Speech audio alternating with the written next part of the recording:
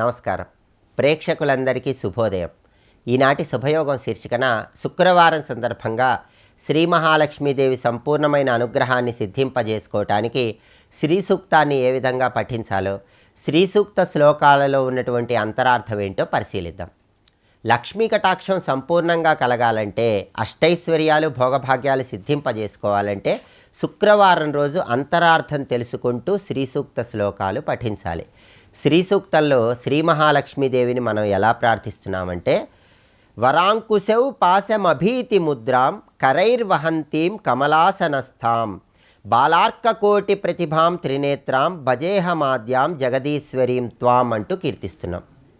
ఈ శ్లోకంలో ఉన్నటువంటి అంతరార్థాన్ని మనం పరిశీలిస్తే, వరాంకుశౌ పాశమభీతి ముద్రాం కరైర్వహంతీం కమలాసనస్థాం అంటూ కీర్తిస్తున్నాం. అంటే శ్రీ మహాలక్ష్మీదేవికి ఆవిడ భుజాలు వరద అభయహస్తాలుగా ఉన్నాయి. ఒక చేతిలో పాశము, ఒక చేతిలో అంకుశము ధరించి వరద అభయహస్తాలను కలిగి ఉంది. అలాగే శ్రీ మహాలక్ష్మీదేవి కమలాసనస్థాం, ఒక కమలంలో పద్మములో ఆసీనురాలై ఉంది అని ఇక్కడ ఉన్నటువంటి అర్థం. అంటే వరద అభయహస్తాలు కలిగి ఉండి ఒక చేతిలో పాశము, ఇంకొక చేతిలో అంకుశము పట్టుకొని కమలంలో కూర్చొని భక్తులందరినీ అనుగ్రహిస్తోంది. అలాంటి లక్ష్మీదేవికి నమస్కారం అని అర్థం. బాలార్కకోటి ప్రతిభాం త్రినేత్రాం, అలా కూర్చున్న శ్రీ మహాలక్ష్మీదేవి ఎలా ఉందంటే, కొన్ని వేల సూర్యులు ఒకేసారి ప్రకాశిస్తూ ఉంటే ఎంతటి ప్రకాశం కలిగి ఉంటుందో అంత ప్రకాశం కలిగి ఉందని అర్థం. భజేహమాద్యాం జగదీశ్వరీం త్వాం అంటే ఆద్యాం అంటూ లక్ష్మీదేవిని కీర్తిస్తున్నారు. అంటే ఆదిశక్తి అని అర్థం. ఈ సకల చరాచర సృష్టికి మూలమైనటువంటి శక్తి, ఆది పరాశక్తిగా లక్ష్మీదేవిని కీర్తిస్తూ ఇక్కడ ఆద్యాం అంటూ మనం ప్రార్థిస్తున్నాం. అంటే లక్ష్మీదేవికి రెండు రూపాలు ఉంటాయి. ఆది ప్రకృతి స్వరూపం, దైవీ ప్రకృతి స్వరూపం అని ఉంటుంది. మనకు కంటికి కనిపించేటటువంటి లక్ష్మీ స్వరూపం ఒకటి ఉంటే, మనందరికీ కనపడనటువంటి ఒక దైవీ ప్రకృతి స్వరూపమైన లక్ష్మీదేవి కూడా ఉంటుంది. అందుకే లక్ష్మీదేవిని అలాంటి శక్తిగా వర్ణిస్తూ ఆద్యాం, ఆదిశక్తి స్వరూపమైనటువంటి లక్ష్మీదేవికి నమస్కారం అంటూ ఇక్కడ ప్రార్థించడమే ఈ శ్రీ సూక్త శ్లోకంలో ఉన్నటువంటి అంతరార్థం. అలాగే తర్వాత శ్రీ సూక్త శ్లోకంలో లక్ష్మీదేవిని ఎలా కీర్తిస్తున్నామంటే, సరసిజ నిలయే సరోజహస్తే ధవలతరాంశుక గంధమాల్య శోభే భగవతి హరివల్లభే మనోజ్ఞే త్రిభువన భూతికరి ప్రసీద మహ్యం అంటూ కీర్తిస్తున్నాం. అంటే ఈ శ్లోకంలో ఉన్న అర్థాన్ని పరిశీలిస్తే, సరసిజ నిలయే అంటే పద్మవాసిని అని అర్థం. పద్మంలో కూర్చున్నటువంటి లక్ష్మీదేవి అని అర్థం. సరోజహస్తే అంటే చేతిలో పద్మం పట్టుకున్న లక్ష్మీదేవి అని అర్థం. సరసిజ నిలయే సరోజహస్తే అంటే పద్మంలో కూర్చొని చేతిలో పద్మం పట్టుకొని ఉన్న లక్ష్మీదేవికి నమస్కారం అని అర్థం. ధవలతరాంశుక గంధమాల్య శోభే అంటే పవిత్రమైనటువంటి తెల్లటి వస్త్రాలను లక్ష్మీదేవి ధరించి ఉంది. అందుకే ధవలతరాంశుక అంటూ కీర్తిస్తున్నాం. గంధమాల్య శోభే, సుగంధమాలను ధరించి శోభిస్తున్నటువంటి లక్ష్మీదేవి స్వరూపం అని అర్థం. భగవతి, భగవత్ శబ్దానికి అర్థం ఏంటంటే, కొన్ని అద్భుతమైనటువంటి గుణాలు కలిగి ఉంటే దాన్ని భగవత్ స్వరూపము అంటారు. దయ, జాలి, కారుణ్యము, అందరి మీద సమానమైనటువంటి ప్రేమాభిమానాలు కలిగి ఉండటం, ఇలాంటి ప్రత్యేకమైనటువంటి లక్షణాలన్నీ కలిగి ఉన్నటువంటి భగవత్ స్వరూపం కాబట్టి భగవతి అని కీర్తిస్తున్నాం.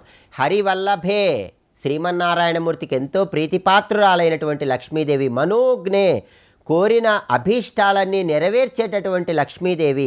త్రిభువన భూతికరి ప్రసీద మహ్యం అంటే ముల్లోకాలను పోషించి సంరక్షించేది కాబట్టి త్రిభువన భూతికరి అంటున్నారు.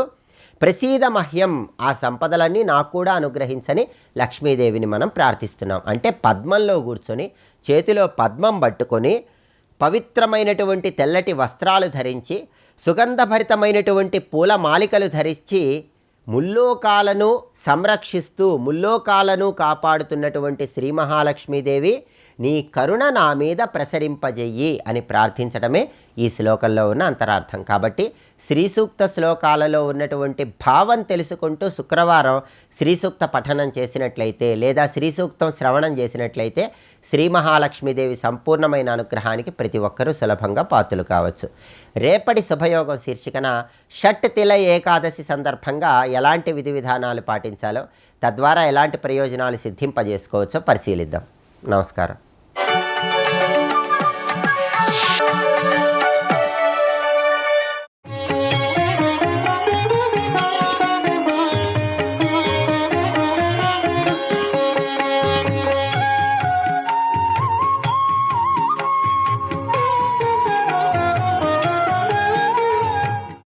ఇక్కడ శృతి ఝరి అంటే ఒక ప్రవాహము అని అర్థంలో చెప్పారు.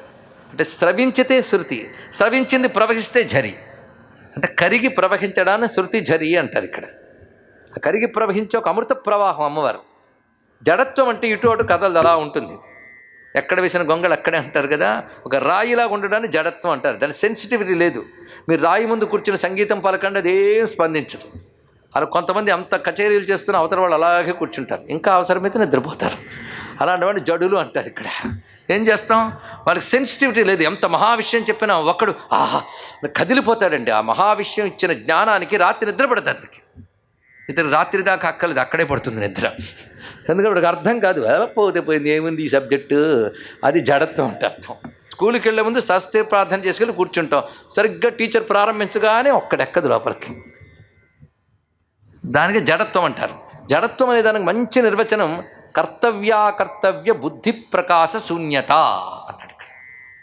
ఏది కర్తవ్యమో ఏది అకర్తవ్యమో, అంటే ఏది చెయ్యాలో ఏది చెయ్యకూడదో అనే తెలివి లేకపోవడాన్ని జడత్వం అంటారు. ఇది పెద్ద ప్రమాదకరం అండి. సరిగ్గా పని చేయడానికి వచ్చేటప్పటికల్లా ఏం చేయాలో తెలియదు, ఏం చేయకూడదో తెలియదు, అప్పుడు పని చెడుతుంది. అందుకే నాకు ఏం చేయాలో దాని పేరు మూఢత్వం, ఆ తోచని స్థితి, దాని పేరు జడత్వం. ఆ జడత్వం పోగొట్టాలంటే అమ్మవారిని ధ్యానించు అన్నాడు. ఇక్కడ అమ్మవారిని ధ్యానిస్తే ఆ జడత్వం పోగొడుతుంది. వెంటనే ఏం చెయ్యాలో ఏం చేయకూడదని బుద్ధికి స్ఫురింపజేస్తుంది. ఒక ఆయనకు ఆ జడత్వం వచ్చింది, ఒక ఆయన పోగొట్టాడు.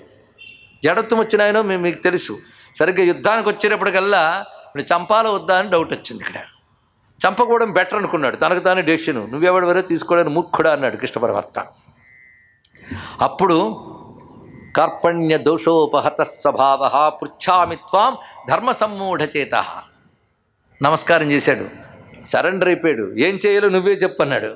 శ్రేయస్య నిశ్చితం బ్రూహి తన్మే శిష్యస్తేహం సాధిమాం త్వాం ప్రపన్నం అని శరణి వేడితే అప్పుడు ఆయన జడత్వాన్ని పోగొట్టాడండి. ఇక్కడ గురువు పోగొడతాడు, అమ్మవారు గురుమండల రూపిణి, మర్చిపోవద్దు.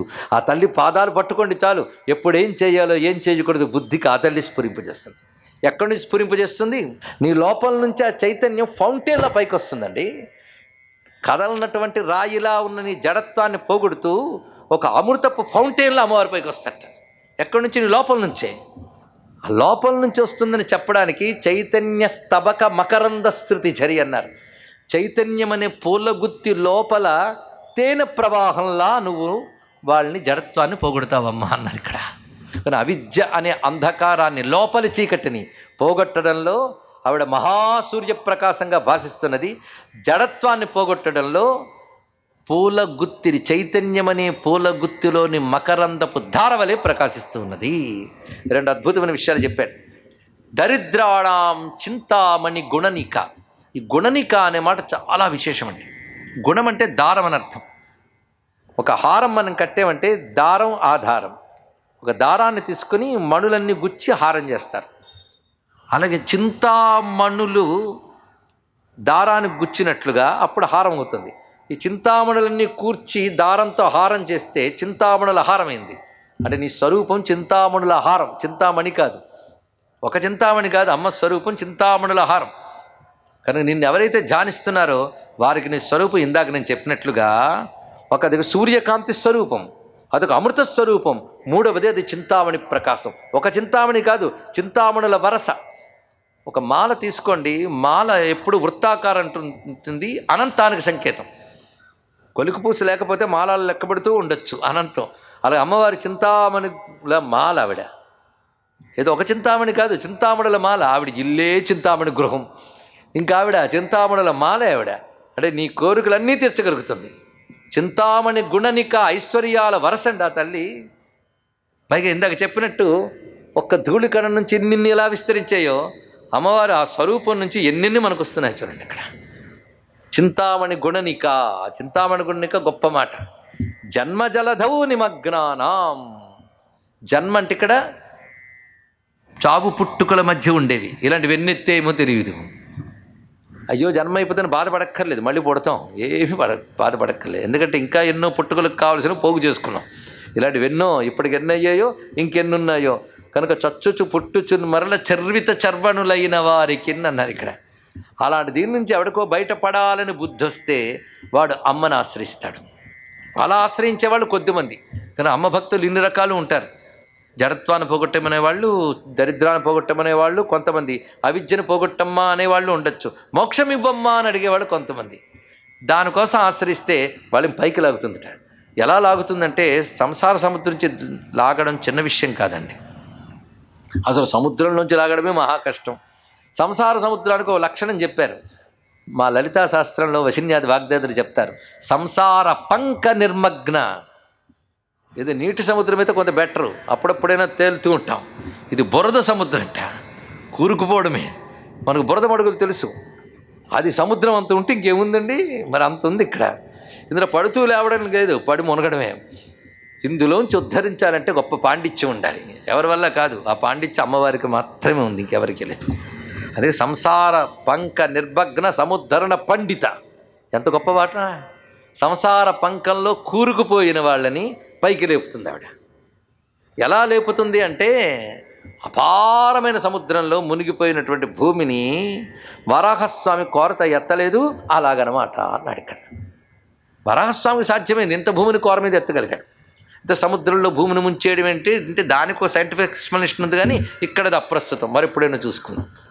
మొత్తానికి అంత భూమిని కూడాను కోరత ఎత్తాడు ఆయన, మునిగిపోయిన దాన్ని. అలాగా వరాహస్వామి కోర ఎలా భూమిని ఉద్ధరించిందో సంసార సముద్రంలో మునిగిన జీవుణ్ణి నువ్వు అలా ఉద్ధరిస్తావమ్మా అన్నారు.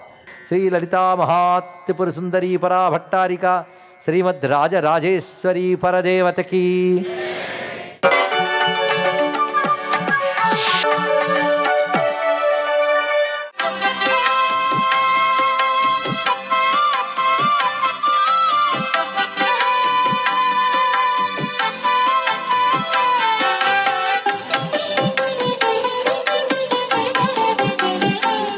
ఓం నమో నారాయణాయ. ఓం నమః శివాయ. శ్రీమాత్రే నమః. అమ్మలగన్న అమ్మ, పెన్నుదిలిచ్చడి లక్ష్మి, పేరుపడ్డ అనాది శక్తి అయినటువంటి జగదంబికను శుక్రవారం నాడు ప్రతి ఒక్కరూ కూడాను పూజించాలి. అసలు మాతృత్వ లక్షణం ఎంతో గొప్పది. ఆ తల్లి తల్లిలా లాలిస్తుంది, తండ్రిలా బోధిస్తుంది, గురువులా మార్గదర్శకురాలుగా మారుతుంది. అందుచేతనే భోగమున్న చోట మోక్షముండదని, మోక్షమున్న చోట భోగము రాదని మనకి శాస్త్రాలు చెప్పినా అమ్మవారిని ఎవరైతే పూజ చేస్తారో వారికి భోగము మోక్షము రెండింటినీ కూడాను ప్రసాదిస్తుంది ఆ చక్కని తల్లి. ఆ తల్లిని అందుచేత మనం కొలవాలన్నమాట. శుక్రవారము పొద్దు నిద్రపోవద్దు అన్నారు. లక్ష్మీ కటాక్షం కావాలంటే శుక్రవారం నాడు సాయం సంధ్యా సమయంలో ఎవరు నిద్రపోకూడదండి. అంతేకాకుండా ఉదయాన్నే చక్కగా దీపం జ్యోతి పరబ్రహ్మం అంటూ దీపారాధన చేయటం, సాయం సంధ్యా సమయంలో తులసి కోట వద్ద దీపారాధన చేయటం సర్వ విధాల శ్రేయోదాయకమైన ప్రభావంతో పాటు లక్ష్మీదేవి మీ ఇంటిలోనికి ప్రవేశించేటువంటి వారం శుక్రవారం. ప్రతిరోజు ఈ విధి విధానాన్ని ఎవరైతే పాటిస్తారో వారికి తప్పనిసరిగా స్థిరత్వ లక్ష్మి ఉంటుంది ఇంట్లో. ఈ యొక్క శుక్రగ్రహానికి అతిథి దేవత కూడాను కమలవాసిని అనేటువంటి లక్ష్మీ స్వరూపం. అందుకే ఆ తల్లి పద్మప్రియ అన్నారు. పద్మప్రియే పద్మిని పద్మాలయే పద్మదళాయతాక్షి విష్ణుప్రియే విష్ణుమునుకూలే తత్పాద పద్మమయ సన్నిధస్య. అందుచేత పద్మ పుష్పాలతో లక్ష్మీదేవిని అర్చన చేయాలి. శుక్రవారం నాడు పద్మ పూసల మాలతో జపమాల తయారు చేసి జపం చేస్తే అద్వితీయమైన ఐశ్వర్యాన్ని భగవతి మనకు ప్రసాదిస్తుంది అని చెప్పేసి శాస్త్రం. అందుకనే పద్మపూసల మాలను లక్ష్మీదేవి యొక్క చిత్రపటానికి అలంకరణగా కూడాను మనం ఆచరించినట్టయితే శతవిధాల మేలు జరుగుతుంది, లక్ష్మీ కటాక్షం వచ్చి తీరుతుంది అని శాస్త్రం. సర్వే జనా సుఖినో భవంతు.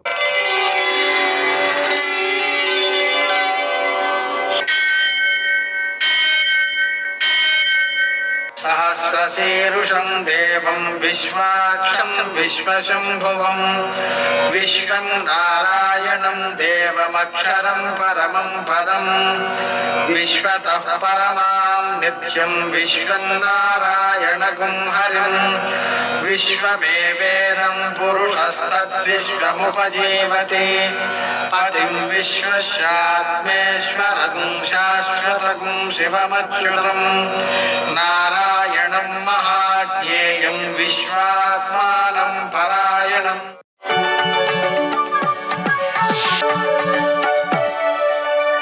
సూర్యశౌర్యమథేందురింద్రపదవీ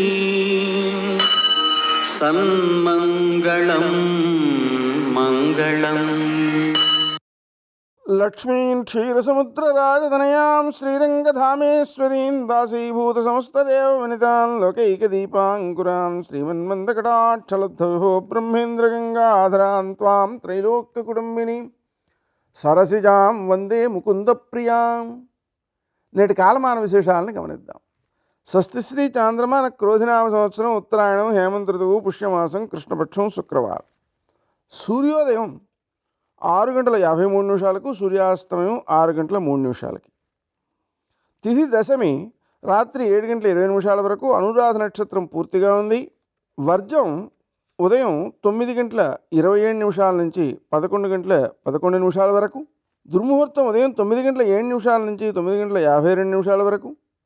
మరల మధ్యాహ్నం 12:50 నుంచి 1:35 వరకు. అమృతకాలం రాత్రి 7:50 నుంచి 9:34 వరకు. రాహుకాలం శుక్రవారం కాబట్టి ఉదయం 10:30 నుంచి 12 గంటల వరకు.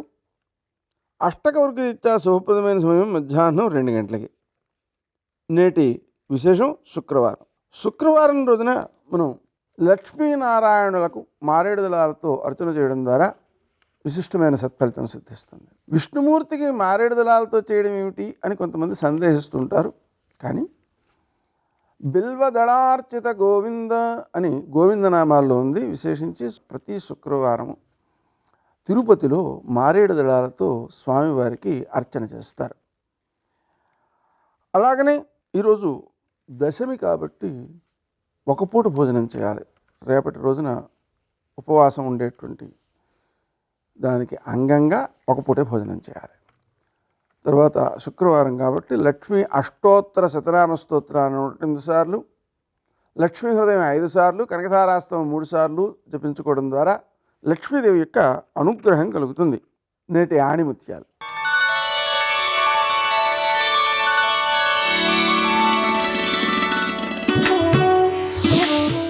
ఆత్మవిశ్వాసం లేకపోవడం అపజయాలకు గల ముఖ్య కారణం.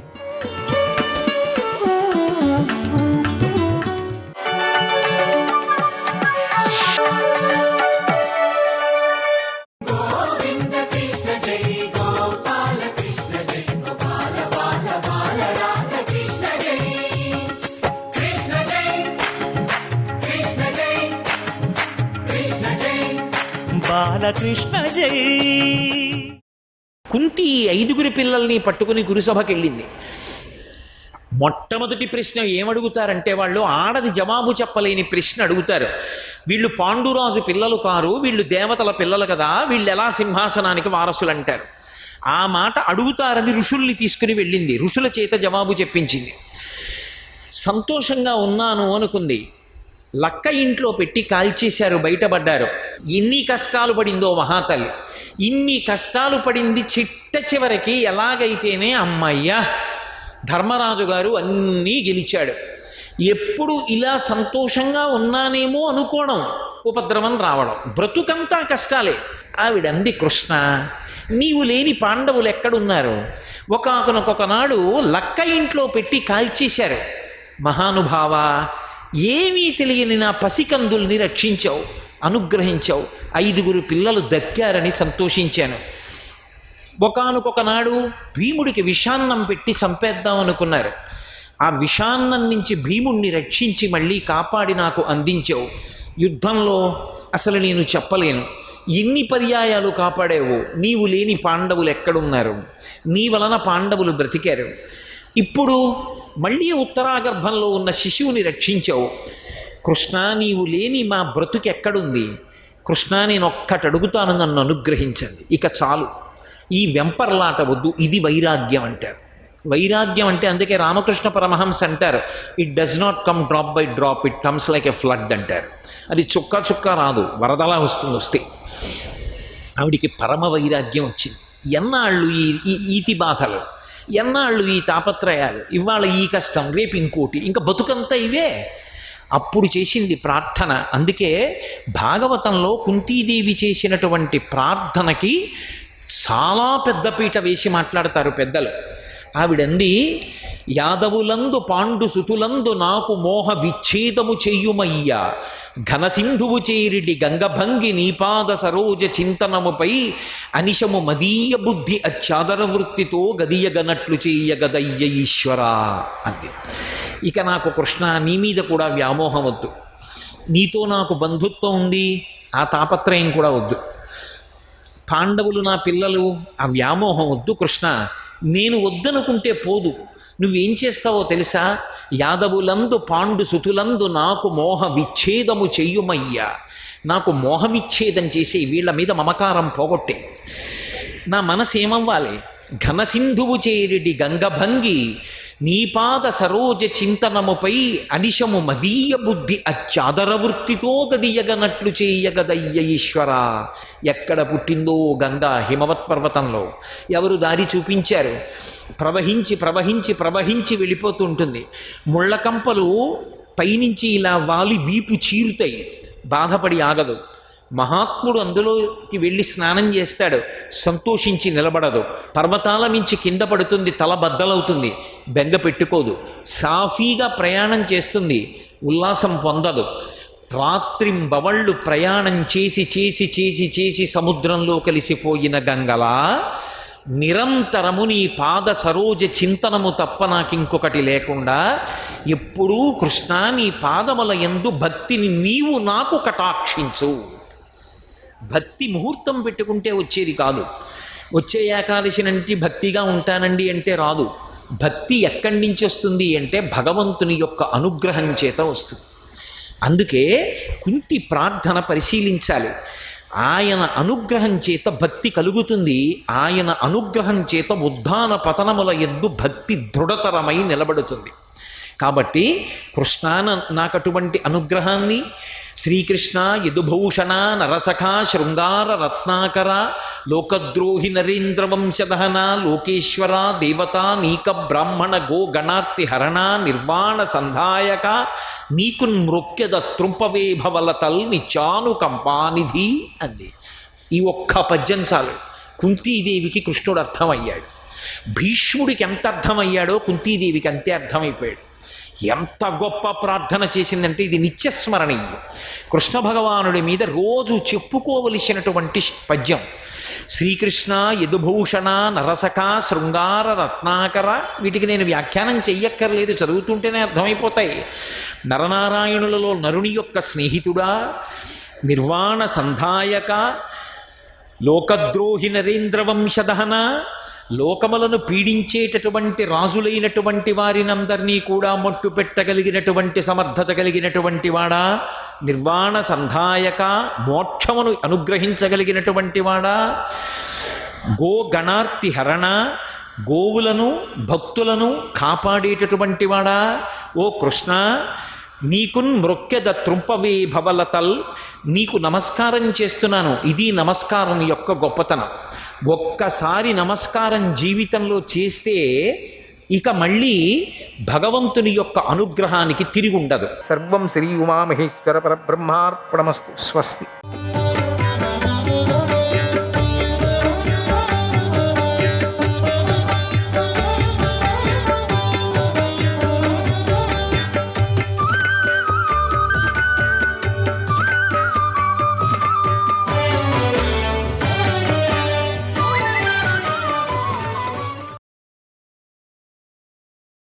శోకం యోగబలాదేనాం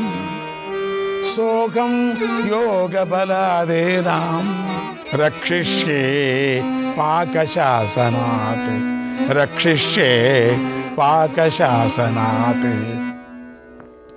కనుక నేను యోగ బలంతో ఇంద్రుడి నుంచి ఈమెను కాపాడుతాను. ఈమెను రక్షించడం కోసం నా శరీరంతో ఈమె శరీరంలో ప్రవేశిస్తాను. అయితే ఇక్కడ ఒక చిక్కుంది. గురుపత్నిని తాకూడదు. తాకితే గురువుగారు కోపిస్తారు, ఆయన శాపం పెడతాడు. తన పత్ని ఎంగిలి పడినట్లుగా భావిస్తాడు. మొదలే కోపం గురువుగారికి. ఆ భార్య ఎంగిలైందని నన్ను నమ్మలేస్తాడు, అంతే. నా కథ ఏమిటి? అప్పుడు నన్ను గురువుగారు తప్పకుండా శపిస్తారు. ఆయన మహాతపస్వి, దివ్యజ్ఞాని. ఈమెను మనుష్యులు ఇతర స్త్రీలను రక్షించినట్లుగా రక్షించలేము. అది ఎలాంటి పరిస్థితిలోనూ సాధ్యం కాదు. ఎందుకంటే వచ్చేవాడు సామాన్యుడు కాదు, ఇంద్రుడు, మహామాయావి. అయ్యో, ఇప్పుడు ధర్మ సంకటం ఏర్పడింది. గురువుగారి ఆజ్ఞను ఇప్పుడు తప్పకుండా పాటించాలి. నేను దీనిని కనుక చేయగలిగితే పెద్ద ఆశ్చర్యకరమైన పనిని చేసిన వాడిని అవుతాను. నాకు గురుశాపం తగిలినా పర్వాలేదు, నాకు ఈ తల్లిని కాపాడటమే కావాలి. అదే నా ధర్మం. మా తల్లికి ఏమీ కాకపోతే సరే, నాకేమన్నా కానీ, నాకు శాపం తగిలినా తగలని పర్వాలేదు. కనుక నేను యోగంతో గురుపత్ని శరీరంలోకి ప్రవేశిస్తాను, పరకాయ ప్రవేశం చేస్తాను. ఇదే సరి అయిన పని, మంచి ఉపాయం. తామరాకు మీద పడిన నీటి బొట్టు నిశ్చలంగా ఉంటుంది. అలాగే నేను కూడా ఈమె శరీరంలో ఎలాంటి ఆసక్తి లేకుండా ఉంటాను, ఏకాగ్రతంతో ఉంటాను. నాలో రజోగుణం లేదు, నేను విముక్తుడనై ఉన్నాను. కనుక నా వల్ల ఏ తప్పు జరగదు. ప్రయాణం చేస్తున్న బాటసారి మార్గమధ్యంలో ఖాళీగా ఉన్న ఒక సత్రంలో ప్రవేశించినట్లుగా నేను ఈ గురుపత్ని శరీరంలోకి ప్రవేశిస్తాను. ఈమెను కాపాడుతూ నివసిస్తాను, నిరంతరంగా మెలకువతో ఉంటాను అని విపులుడు నిర్ణయించుకున్నాడు. ఇలా ధర్మదృష్టితో ఆలోచించాడు. వేదశాస్త్రాలలో చెప్పబడిన విషయాలను ఎన్నోసార్లు గుర్తు చేసుకున్నాడు. మళ్ళీ మళ్ళీ ఆలోచించాడు. తన గురువుగారి తపశ్శక్తిని గ్రహించాడు. గురుపత్నిని రక్షించటానికి ఇదే మంచి ఉపాయమని నిర్ధారణ చేసుకున్నాడు. గురుపత్ని అయిన రుచిలోకి ప్రవేశించడానికి తీవ్రమైన ప్రయత్నం చేశాడు. అది చాలా గొప్ప ప్రయత్నం. ఓ ధర్మరాజా, విపులుడు నెమ్మదిగా గురుపత్ని వద్దకు వెళ్ళాడు. ఆమెకు దగ్గరగా కూర్చున్నాడు. మంచి కథలను చెప్పి ఆమెను వశం చేసుకున్నాడు. వెంటనే విపులుడు ఆకాశంలో ప్రవేశించే గాలిలాగా ఆమె శరీరంలోకి వెళ్ళిపోయాడు. అప్పుడు అదృశ్యంగా ఉన్నటువంటి ఆ విపులముని ఆమెకు నీడలాగా నిలిచాడు. తర్వాత విపులుడు గురుపత్ని శరీరాన్ని కదలకుండా చేశాడు.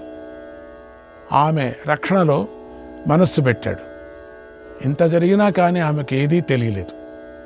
ఓ ధర్మరాజా, ఇలా తన గురువైన దేవశర్మ యజ్ఞాన్ని పూర్తి చేసుకుని ఇంటికి తిరిగి వచ్చేదాకా విపులుడు రుచిని రక్షించాడు అన్నాడు భీష్మ పితామహుడు.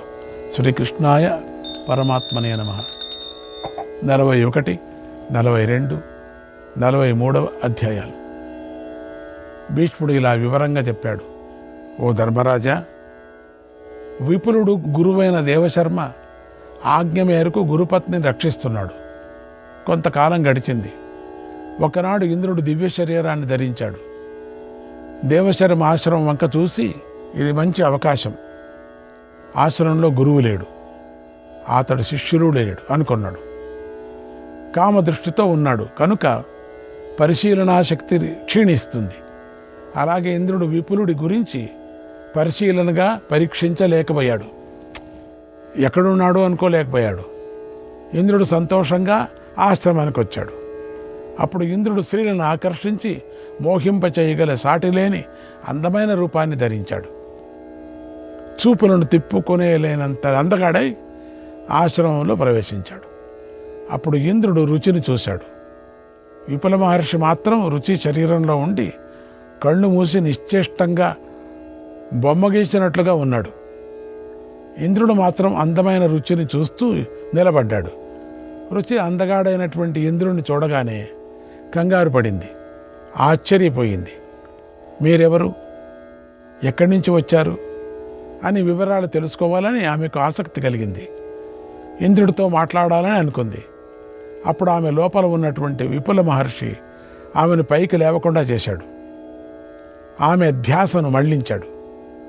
అలా రుచి విపులుడికి వశురాలై పైకి లేవలేకపోయింది. ఇంద్రుడు తీయగా మాట్లాడుతూ ఆమెను వశం చేసుకోవటానికి ప్రయత్నం మొదలుపెట్టాడు.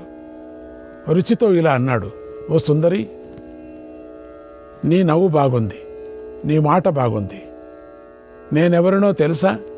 నేను ఇంద్రుణ్ణి, దేవరాజు అయిన ఇంద్రుణ్ణి. నువ్వంటే నాకిష్టం.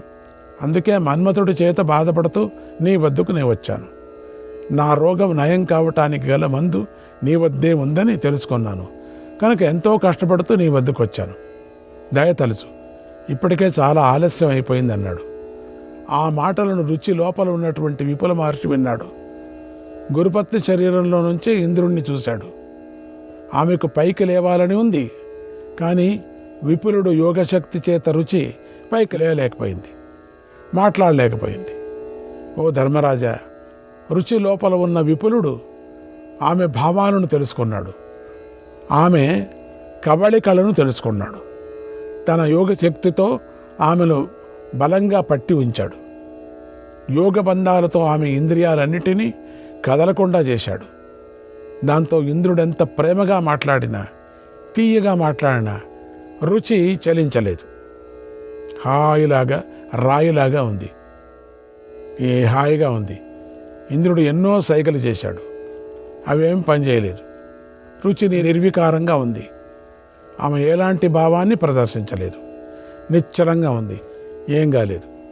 ఆవిడ మాత్రం అట్లే ఉంది. ఆమెను చూసి ఇంద్రుడు సిగ్గుపడ్డాడు కూడా.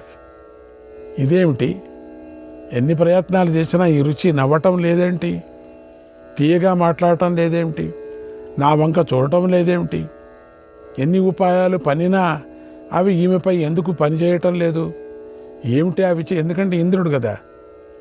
గతంలో ఇలాంటి ఉపాయాలను ప్రయోగించగానే అందరూ నవ్వేశారు కదా, చక్కగా మాట్లాడారు, ఆనందించారు.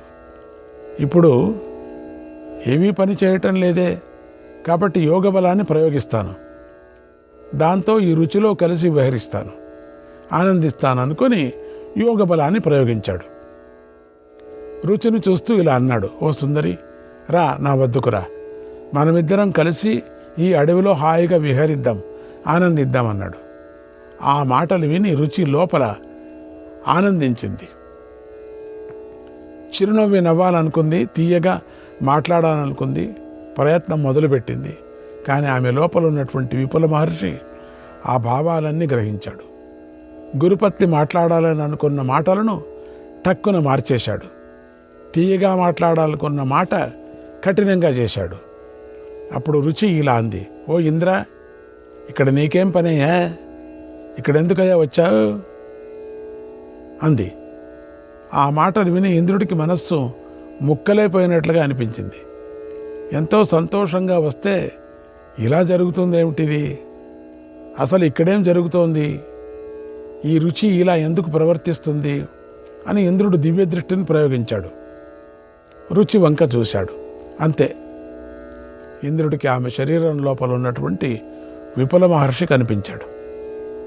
ఆయన ఎంతో కోపంగా తన వంకే చూస్తూ ఉండటాన్ని కూడా చూశాడు. అద్దంలో ప్రతిబింబంలాగా విపుల మహర్షి గురుపత్ని శరీరంలో ఘోర తపస్సుతో నిలబడి ఉన్నాడు.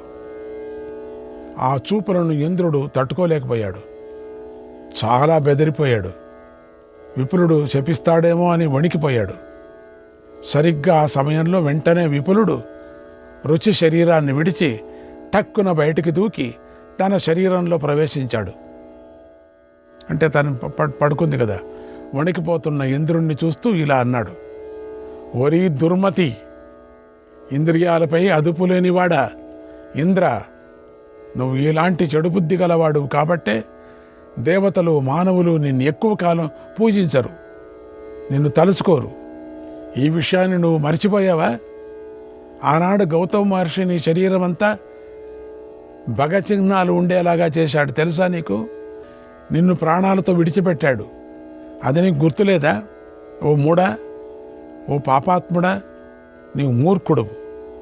నీ మనస్సు చంచలమైనది, అది అదుపులో ఉండదు. నేను ఈమెను రక్షిస్తున్నాను, నేనుండగా నీ ఆటలు సాగవు, కనుక వచ్చిన దారిలోనూ తిరిగి వెళ్ళు. ఓ మూడాత్మ ఇంద్ర, నేను తలుచుకుంటే ఇప్పుడే నా తేజస్సుతో నిన్ను కాల్చేస్తాను. నాకంతటి శక్తి ఉంది. కానీ దేవరాజు అనే అభిమానంతో దయ తలుస్తున్నాను, నిన్ను విడిచిపెడుతున్నాను. నా గురువు చాలా గొప్పవాడు, బుద్ధివంతుడు, మహాభయంకరుడు. ఆయన గనుక నిన్ను చూశాడంటే మండిపోతాడు, ఆ చూపుతో నిన్ను భస్మం చేసేస్తాడు. కనుక ఆయన వచ్చే లోపలే ఇక్కడి నుంచి పారిపో. ఓ ఇంద్ర, ఈ మాటను గుర్తుంచుకో, మళ్ళీ ఎప్పుడు ఇలా చేయకు.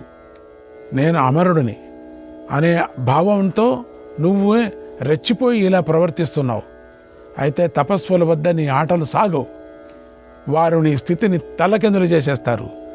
మావ మంస్తాన తపస, మావ మంస్తాన తపస, నసాధ్యం నసాధ్యం నామకించన నామకించన. కనుక తపస్సులను అవమానించకు, తపస్సుతో సాధించరానిది ఏదీ లేదన్నాడు. ఆ మాటలు విని ఇంద్రుడు ఇక మాట్లాడలేకపోయాడు, సిగ్గుపడ్డాడు, భయపడ్డాడు. వెంటనే అక్కడికక్కడే అంతర్ధానమయ్యాడు.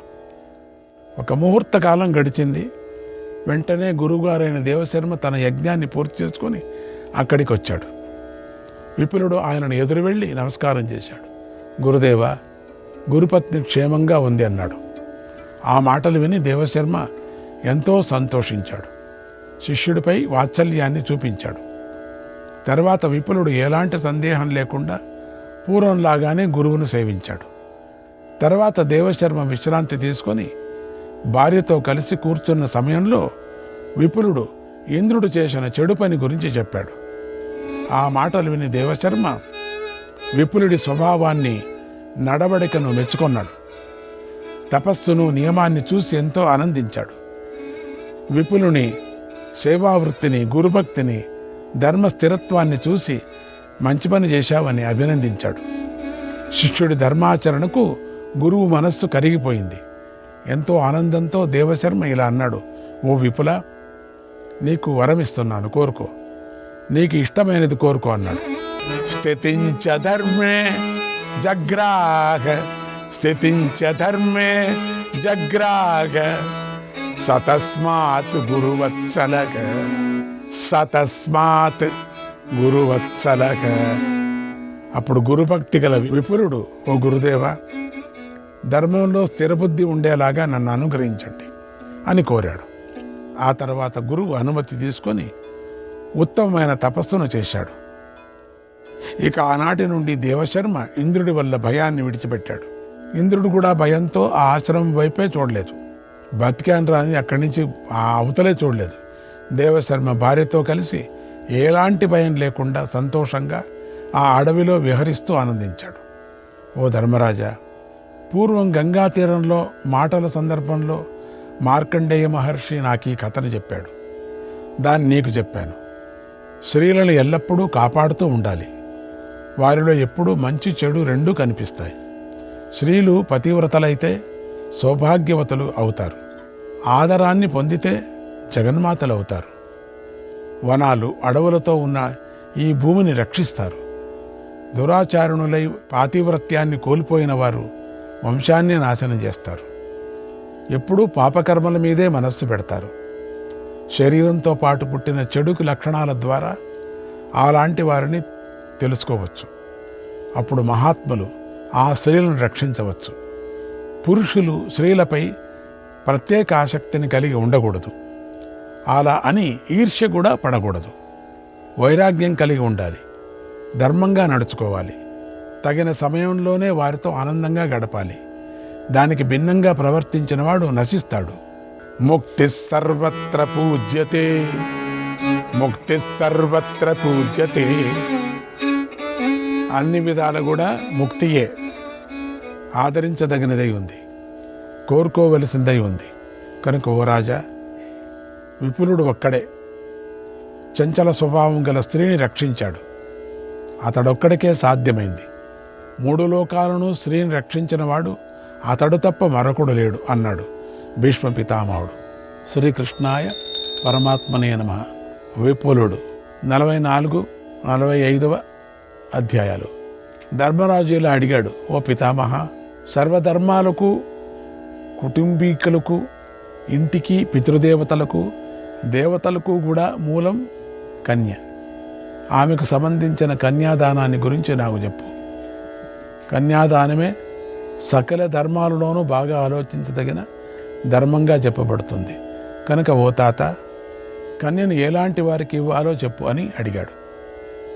భీష్ముడు ఇలా చెప్పాడు, ఓ ధర్మరాజా, కన్యనిచ్చి పెళ్లి చేసే ముందు వరుడి శీలాన్ని, స్వభావాన్ని, విద్యను, వంశాన్ని, కర్మను గురించి తెలుసుకోవాలి. అది నిజమే కదా. అతడు గుణవంతుడని గ్రహించాలి. అలాంటి వరుడికే సత్పురుషులు కన్యాదానం చెయ్యాలి. నిజం కదా.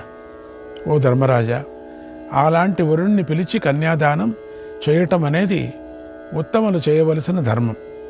దీన్ని అన్ని వర్ణాల వారు చేయాల్సినటువంటి విధానం. ఇక ధనము మొదలైనవి ఇచ్చి వరుడి పక్షంలోని వారిని అనుకూలం చేసుకొని కన్యను దానం చేసే పద్ధతి ఉంది. సనాతన ధర్మాన్ని మంచి విప్రులు, క్షత్రియులు ఆచరిస్తూ ఉంటారు. దీన్ని ప్రజాపతి వివాహం అంటారు. కన్య తల్లిదండ్రులు ఇష్టపడి చూపించిన వాడిని విడిచిపెట్టి తాను ఇష్టపడిన వాడిని, అలాగే అతడికి కూడా ఆమె ఇష్టమైతే వారిద్దరికీ పెళ్లి చేయటాన్ని గంధర్వ వివాహం అంటారు. కన్యే బంధువులను మోసగించి వారికి బాగా ధనమిచ్చి కన్యను కొనుక్కొని తీసుకొని వెళ్ళటాన్ని అసుర ధర్మము అంటారు. అది బాగలేదు. దీనినే అసుర వివాహం అంటారు. కన్యకై ఏడుస్తున్న సోదరులను, బంధువులను చంపేసి వారి తలలు ఖండించి ఏడుస్తున్న కన్యను బలవంతంగా అపహరించి పెళ్లి చేసుకోవటాన్ని రాక్షస వివాహం అంటారు. ఇవి వివాహంలోని 5 పద్ధతులు.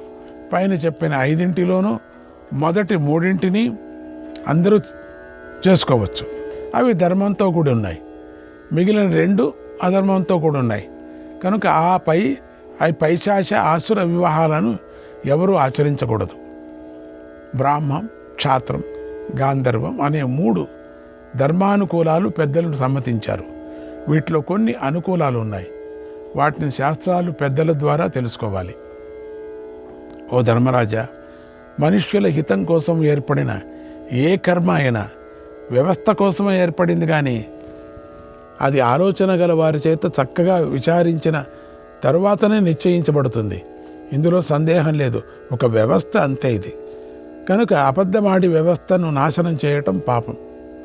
అందరి మధ్య నిశ్చయించిన వివాహాన్ని ప్రయోజనం లేకుండా వృథా చేయటం అపకీర్తిని, అధర్మానికి కారణమవుతుంది. అది ధర్మాన్ని నాశనం చేసినట్లు అవుతుంది. కన్య బంధువుల అంగీకారంతో పెళ్లి జరుగుతున్నప్పుడు మంత్రాలు, హోమాలు చేయాలి. అప్పుడే మంత్రాలు సఫలమవుతాయి. అలా కాకుండా పెద్దలు కన్యాదానమే చేయకపోతే మంత్రాలు ఫలించవు. కన్యాదానం చేయాలా అంటే భార్యాభర్తలు ఇద్దరు కూడా పరస్పరం మంత్రపూర్వకంగా ప్రతిజ్ఞలు చేస్తే అది శ్రేష్టమైన పెళ్ళి అవుతుంది. అది కూడా బంధువుల మధ్యలో వారి అంగీకారంతోనే జరిగితే శ్రేష్టమైనది అవుతుంది. వరుడు ధర్మశాస్త్రాలను అనుగుణంగా భార్యను పొందటమే మంచిది. అప్పుడు వరుడు ఆమెను దేవుడికి ఇచ్చిన భార్యగా భావిస్తాడు. పాణిగ్రహణం అయ్యేంత వరకు స్త్రీలు, పురుషులు కూడా ఒకరినొకరు కోరుకుంటూనే ఉండవచ్చు. ఇందులో తప్పులేదు. కన్యలకై మరుద్గణాలు ఇలాంటి వరం ఇచ్చారు కూడా. ఇష్టం లేని వాడిని అయోగ్యుడికి కన్యాదానం చేయరాదని ఋషులు చెప్పారు. ఇష్టం లేని వాడికి చేయకూడదు. ఎందుకంటే ఆనందంగా జీవించటానికి, సంతానోత్పత్తికి అదే కారణం కదా. శ్రీకృష్ణాయ పరమాత్మనే నమః.